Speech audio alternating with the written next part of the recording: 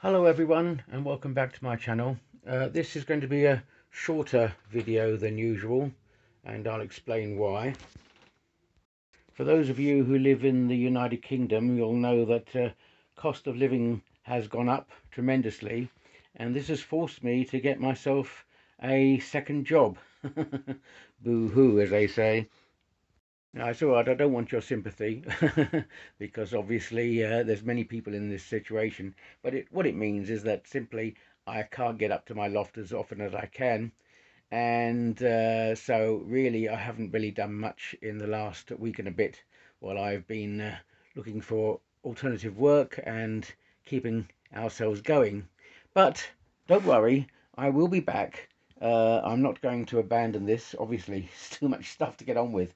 It just means I'll just be coming up to my loft less than I wanted to, and probably won't be posting as much as I have done in the past. Perhaps, perhaps 3 times a month, something like that.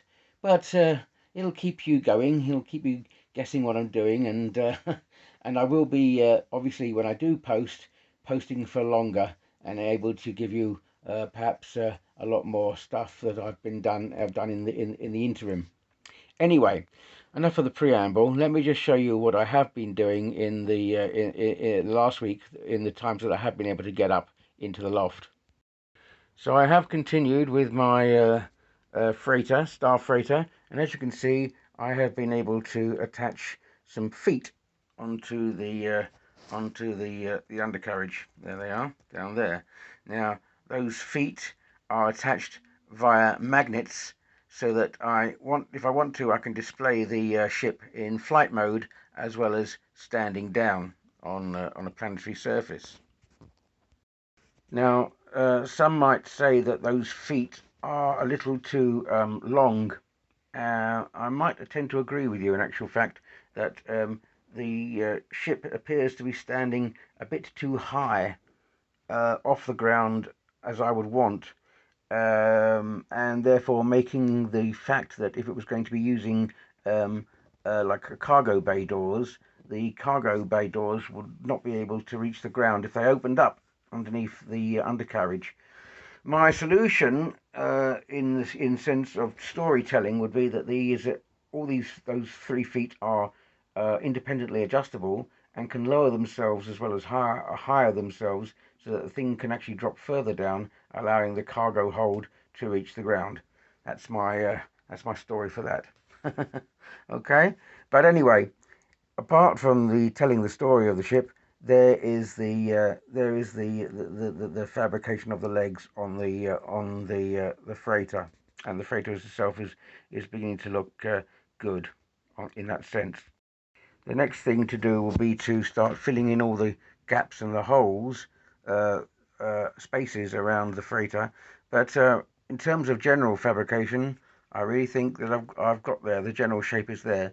No need to over egg it and put more and more um, greeblies on the outside. I think the shape itself will speak for itself when it's been properly primed. So I'm happy with the look of that. It looks bulky and it looks, yeah, it looks the business, I think. Now, inspired by my Star Cruiser, which I started some time ago, and as you can see, has been had primer stuck onto it. Inspired by that, as I said in the past, I've realised that using Nerf gun parts, you didn't really need to add too much more to the Nerf gun shape in order to get yourself a convincing starship shape. Um, it just needs judicious use of small greeblies to produce a pleasing shape from it. And towards that end, I've started experimenting with other Nerf guns, and this is one here. I'm going to just bring it out so you can see. So this is a Nerf gun that I have just taken apart. I will now, and I think that the shape of the Nerf gun itself lends itself very well to a starship. I haven't added too much extra detail to it at the moment. I'll probably put in some greeblies onto the onto the side. But as I said before in my Star Cruiser, if you've got basically lots of blank paneling, large bits of blank paneling, you can then use small areas to put small bits of greeb layers in, and they will increase the scale and detailing of the ship. But the ship itself looks quite interesting as it is, and I don't want to overdo it. So I have, there you go, from that side as well, you can see I've added some bits from the along the front there. But I'm taking my time. I don't want to as I've always said, over egg the pudding. I want to see that if the shape itself can speak for itself, and I think it does. And so therefore I've ordered some other Nerf guns. And these Nerf guns, as I say, once you've taken the innards out and you take away the stock, the stock, the hand grip, they themselves become interesting starship shapes. For instance, this one here, if you ignore the ignore the hand grip, has a very interesting interesting detailing along the sides, large paneling, and small areas where you can put greeblers. And yeah, this lends itself to another kind of halo type of starship, as does this one as well. And of course they're of a smaller scale. In fact, these are the scales I want to work with from now on. I've got this bit here. Bring this over here, just can have a look at. This has a very interesting front. Oops. This has a very interesting front area, which I'm going to put onto one of the the front of one of the other Nerf guns, and it has a kind of Babylon 5 feel to it, the front of this. So yeah, that's another interesting Nerf piece I've got here. I've got some other Nerf guns on order, which will be coming in hopefully in the next week or two.